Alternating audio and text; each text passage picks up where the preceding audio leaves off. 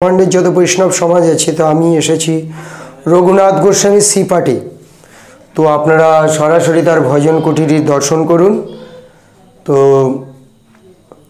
রঘুনাথ গোস্বামী স্বরগোসাইয়ের একজন গোস্বামী। ভট্ট রঘুনাথ শ্রীজীব গোপাল ভট্ট দাস সেই রঘুনাথ গোস্বামীর ভজন কুটিরে আপাতত আমি এসেছি। তো আপনারা দর্শন করুন। এই মহান আচার্য, পৃথিবীতে এসব আচার্য আর জন্মাবে না, হয়নি আর হবে না।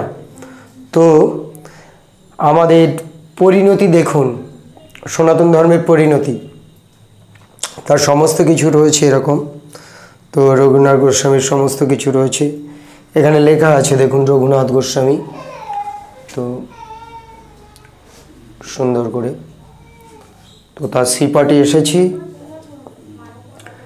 তো উনি আছেন, ভজন কুটিরটার পরিণতি দেখুন।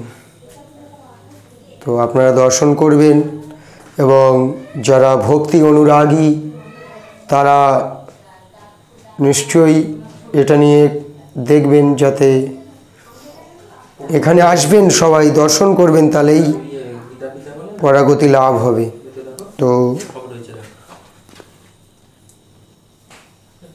এখানে রঘুনাথ গোস্বামীদের সমস্ত গীতা ভাগবতম গ্রন্থগুলো রয়েছে।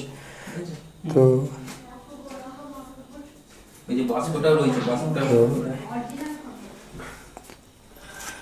দর্শন করুন, প্রভুরা দর্শন করছে আমার সঙ্গে যারা এসেছে। তো রঘুনাথ দাস গোস্বামী কিভাবে রাখা আছে, এই অমূল্য সম্পদগুলো কিভাবে রাখা আছে দর্শন করুন। হরে কৃষ্ণ।